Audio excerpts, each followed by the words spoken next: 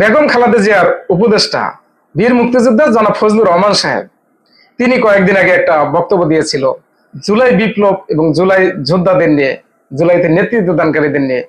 এই বক্তব্যটি সমালোচনার ঝড় বয়ে যায় দেশ জুড়ে, মুহূর্তে ভাইরাল হয়ে যায়।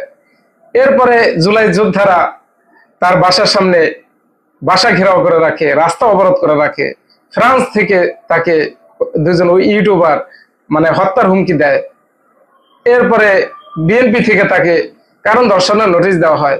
সেই কারণ দর্শানোর নোটিশ অনুযায়ী তার বক্তব্য অসন্তোষজনক হওয়ার কারণে জনাব ফজলুর রহমান সাহেবকে দলীয় পদ থেকে 3 মাসের জন্য অব্যাহতি দেওয়া হয়েছে এবং তাকে সতর্ক করে বলা হয়েছে পরবর্তীতে কোনো টক শো বা সামাজিক যোগাযোগ মাধ্যমে কথা বলার ক্ষেত্রে দেশের মান ইজ্জত এবং দলীয় নীতিমালা যাতে ক্ষুণ্ণ না হয় সেদিকে বিশেষ নজর রাখতে বলা হয়েছে। কি এবার ঠিক আছে তো? আন্দোলনকারী ভাইয়েরা বিচার পাইছেন? হ্যাঁ, এটাই তো ঠিক আছে। দল থেকে তাকে একটা শাস্তি দেওয়া হয়েছে, কিন্তু কি জন্য তার বাসার সামনে যাবেন, তাকে মব সৃষ্টি করে তাকে মারার হুমকি দিবেন, এগুলো তো ঠিক না। সবাই ভালো থাকবেন। আসসালামু আলাইকুম।